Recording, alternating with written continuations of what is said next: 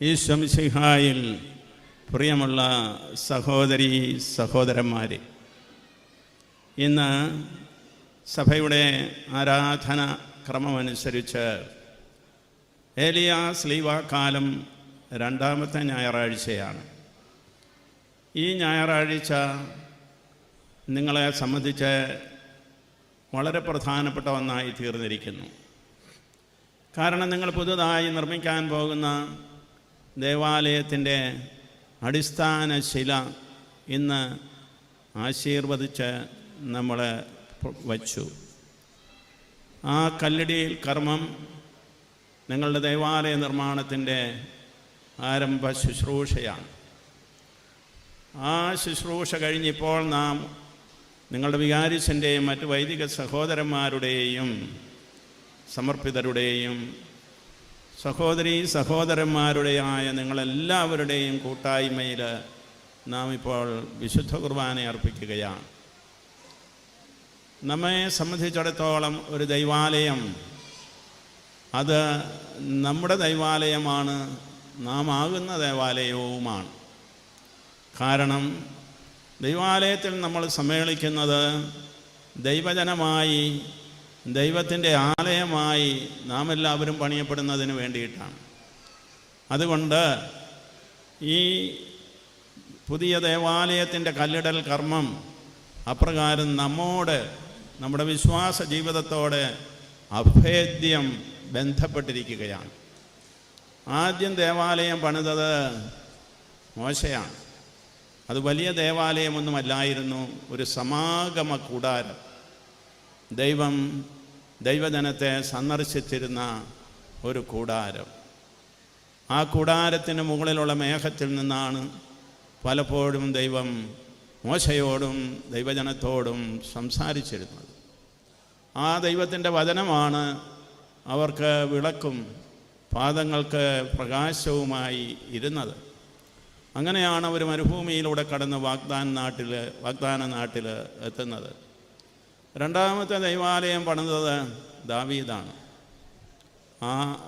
ദാവീദാണ് അത് പണിയാൻ ആഗ്രഹിച്ചത്. ദേവാലയം പണിതത് സോളമനാണ്. അപ്പോഴങ്ങനെയുള്ള രണ്ടാമത്തെ ദേവാലയം നബൂഖദ്നേസർ നശിപ്പിച്ചു കഴിഞ്ഞപ്പോൾ മൂന്നാമത്തെ ദൈവാലയം ഇസ്രായേൽക്കാർ പണിതു. അത് എസ്ര, നെഹമ്യ എന്നീ ജനനേതാക്കളുടെ കാലത്ത് സിറിയയിലെ രാജാവായിരുന്ന സൈറസിൻ്റെ കൽപ്പനയനുസരിച്ചാണ് പണിതത്. ആ ദേവാലയവും പിന്നീട് റോമാക്കാർ കല്ലിന്മേൽ കല്ലില്ലാതെ നശിപ്പിച്ചു.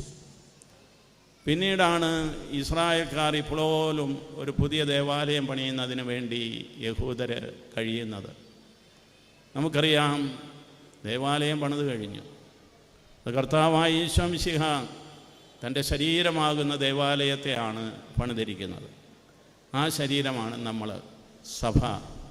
നമ്മുടെ കർത്താവിൽ സ്നാനപ്പെട്ട് ആത്മാവിനാൽ നയിക്കപ്പെടുന്ന ദൈവജനത്തിൻ്റെ സമൂഹം, അതാണ് ദൈവത്തിൻ്റെ പുതിയ ആലയം. ഈ ആലയത്തിൽ നമ്മൾ ദൈവത്തിൻ്റെ വചനം കർത്താവായ ഈശോ മിശിഹായിലൂടെ നൽകപ്പെട്ടതിൻ്റെ അർത്ഥത്തിൽ സ്വീകരിക്കുന്നു. ഇവിടെ നമ്മൾ അവിടുത്തെ ജീവൻ കൂദാശകളിലൂടെ സ്വീകരിക്കുന്നു. ഇവിടെ നമ്മൾ നമ്മുടെ കൂട്ടായ്മയിൽ സ്നേഹത്തിലും സത്യത്തിലും സമ്മേളിക്കുന്നു. അതുപോലെ തന്നെ നാം നമ്മുടെ ഈ ലോകത്തിലെ നമ്മുടെ സുവിശേഷ പ്രഘോഷണ ദൗത്യവും സ്നേഹത്തിൻ്റെ സാക്ഷ്യവും നിർവഹിക്കുന്നു. ഇപ്രകാരമുള്ള നാം ആകുന്ന ദേവാലയത്തിൻ്റെ അടിത്തറയും ഇന്ന് നാം പണിയാൻ പോകുന്ന ദേവാലയത്തിൻ്റെ ശിലയോടുകൂടി നമ്മൾ സ്ഥാപിച്ചു കഴിഞ്ഞുവെന്ന് നിങ്ങൾ ഓർത്തിരിക്കുക. അതുകൊണ്ട് നിങ്ങളിപ്പോൾ തന്നെ ഒരു ദൈവാലയത്തിൽ ആരാധന നിർവഹിക്കുന്നവരാണ്. എന്നാൽ പുതിയ ദേവാലയത്തിൽ പുതിയ ഉന്മേഷത്തോടും ആത്മീയമായ ഉണർവോടും കൂടി നിങ്ങൾ ദൈവത്തെ ആരാധിക്കുവാൻ ആഗ്രഹിക്കുന്നു. ഈ ആഗ്രഹമാണ് കർത്താവ് പൂർത്തീകരിക്കാൻ പോകുന്നത്. ഞാൻ നേരത്തെ അല്പസ്വല്പം മനസ്സിലാക്കിയിരുന്നത് പോലെ, എന്നാൽ ഇപ്പോൾ എനിക്ക് പൂർണ്ണമായി ബോധ്യപ്പെട്ടതുപോലെ, ദൈവത്തിൻ്റെ വളരെ മനോഹരമായ ഒരു ദൈവാലയമാണ് നിങ്ങൾ ഇവിടെ എരുമപ്പെട്ടിയിൽ. ഇവിടെ നിങ്ങൾ സർവ്വവിധ ശുശ്രൂഷകളിലും, അത് ദൈവജനത്തിൻ്റെതായാലും കൂദാശകളുടേതായാലും സ്നേഹത്തിൻ്റെയും കാരുണ്യത്തിൻ്റെയും സാക്ഷ്യമായാലും സുവിശേഷ പ്രഘോഷണപരമായ പ്രേക്ഷിത പ്രവർത്തനത്തിലായാലും ഏർപ്പെട്ടിരിക്കുകയാണ്. ഇവിടെ നമ്മൾ ആ സമ്മേളന സമയത്ത് ചിന്തിച്ചതുപോലെ ഒരു സ്വദേശി മിഷൻ നിങ്ങൾ സ്ഥാപിച്ചിരിക്കുകയാണ്. നിങ്ങളുടെ ഈ ഇടവകയിൽ തന്നെ ഒറീസായിൽ നിന്നും വന്നിട്ടുള്ള സഹോദരങ്ങളെ നിങ്ങൾ അതിഥികളെന്നതിലുപരി സഹോദരന്മാരെ സ്വീകരിച്ചുകൊണ്ട് നിങ്ങളുടെ കൂട്ടായ്മയിൽ അവരെ പങ്കുചേർത്തിരിക്കുന്നു.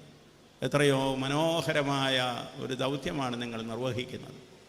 ഇവിടെ ആരോ സൂചിപ്പിച്ചതുപോലെ നമ്മുടെ ഈ അതിരൂപതയിൽ മാത്രമല്ല, സിറോ മലബാർ സഭയിലും ഭാരതത്തിലെ സഭയിലും എല്ലായിടത്തും എല്ലാവരാലും സ്വീകരിക്കപ്പെടുകയും എല്ലാവർക്കും സ്വന്തമായിരിക്കുകയും ചെയ്യുന്ന കർത്താവ് വിഭാവനം ചെയ്യുന്ന ദൈവരാജ്യമാണ് നമ്മൾ സ്ഥാപിക്കേണ്ടത്. ഒരുപക്ഷെ വിശ്വാസത്തിൽ വ്യത്യാസമുള്ളവരെ പോലും നമ്മുടെ സ്വന്തമെന്ന് കരുതി അവരുടെ വിശ്വാസങ്ങളെ ആദരിക്കാവുന്നിടത്തോളം ആദരിച്ച് അവരുടെ വിശ്വാസങ്ങൾക്ക് നമ്മുടെ വിശ്വാസത്തിൻ്റെ അടിസ്ഥാനത്തിൽ നൽകാവുന്ന പൂർത്തീകരണം സാധിച്ചുകൊണ്ട് നമ്മളെന്നും സംഭാഷണത്തിലായിരിക്കണം, സ്നേഹപ്രവർത്തനങ്ങളിലായിരിക്കണം, കൂട്ടായ്മയുടേതായ ചൈതന്യം പകരുന്നവരായി തീരുകയും ചെയ്യണം. ഇതാണ് ഇന്നേ ദിവസം നമ്മളെടുക്കേണ്ട ചിന്ത. ഇതാണ് ഇന്നേ ദിവസം ദൈവത്തിൻ്റെ വചനം നമ്മോട് പറയുന്നത്. ഇന്നത്തെ ലേഖനത്തിൽ പൗലോസ് ശ്ലീഹ തെസ്സലോനിക്കാർക്ക് എഴുതിയ 2-ാം ലേഖനത്തിലെ ഒരു ഭാഗമാണ് നമ്മൾ കേട്ടത്. ആ ഭാഗത്ത് ആ തെസ്സലോനിക്കക്കാർ ആദ്യമായിട്ട് പൗലോസിനാൽ സുവിശേഷം സ്വീകരിച്ചവരാണ്. ആ സുവിശേഷത്തിൽ വളരുന്നതിൽ അവരെ ജാഗരൂകതയോടുകൂടി ശ്രദ്ധിച്ചിരുന്നവനാണ് വിശുദ്ധ പൗലോസ് ശ്ലീഹ. എന്ന് പറഞ്ഞതുപോലെയാണ് നിങ്ങളുടെ വികാരിയച്ഛൻ. പഴയ വിശ്വാസികളായി ഇവിടെ ഉണ്ടായിരുന്നവരെയും ഒറീസായിൽ നിന്ന് വന്ന ഇവരെയും അതുപോലെ തന്നെ ഇവിടെ വരുന്ന എല്ലാ വൈദിക സഹോദരന്മാരെയും എല്ലാം നിങ്ങളുടെ സഹകരണത്തോടുകൂടി ഒരേ ഒരു കൂട്ടായ്മയിൽ സഭാ സമൂഹമായിട്ട് കർത്താവിൻ്റെ ശരീരമായിട്ട് പണിതുകൊണ്ടിരിക്കുകയാണ്. വാസ്തവത്തിൽ ഇവിടെ നേരിട്ട് വന്നതിലും ഈ അനുഭവത്തിൽ പങ്കുചേരുന്നതിലും ഞാൻ ധന്യനാണ്. ഞാനതിന് ദൈവത്തെ സ്തുതിക്കുന്നു. പ്രിയമുള്ളവരെ, ഇതുപോലെയുമുള്ള പ്രവർത്തനങ്ങൾ തുടരണം. നിങ്ങളുടെ ദേവാലയം നിങ്ങൾ നിർമ്മിക്കുന്നതോടൊപ്പം തീർച്ചയായിട്ടും നിങ്ങൾക്കത് സാധിക്കും. അതിനായിട്ടുള്ള പ്രവർത്തനങ്ങൾ നിങ്ങളുടെ മുൻവികാരിയുടെ കാലം മുതലേ ചെയ്തിരുന്നുവെന്ന് ജോഷി ആളൂരച്ചൻ എന്നോട് പറഞ്ഞു. പ്രിയമുള്ളവരെ, ഇത് ഒരു കൂട്ടായ പ്രവർത്തനമാണ്. സഭയിൽ എപ്പോഴും ഒരു ശുശ്രൂഷകൻ മറ്റൊരു ശുശ്രൂഷകനെ കൂട്ടായി നിൽക്കുന്നവനാണ്. പൗലോസ് ശ്ലീഹ പറയുന്നുണ്ട്, പൗലോസ് നട്ടു, അപ്പോളോ നനച്ചു, ദൈവം വളർത്തി എന്ന്. നമ്മുടെ എല്ലാ പ്രവർത്തനങ്ങളിലും നമുക്ക് പുരോഗതിയും വളർച്ചയും നൽകുന്നത് ദൈവമാണ്. ആ ദൈവത്തെ മടമാറോട് ചേർത്തുകൊണ്ട് അവിടുന്ന് കർത്താവായ ഈശോ മിശിഹായിലൂടെ നമുക്ക് നൽകപ്പെട്ട ആ രക്ഷാകരമായ അനുഭവത്തെ എപ്പോഴും നമ്മുടെ സ്വന്തമാക്കിക്കൊണ്ട് നമ്മൾ ഒരു കർത്താവിൻ്റെ സഭയായി വളരണം. കർത്താവാണ് മൂലക്കല്ല്.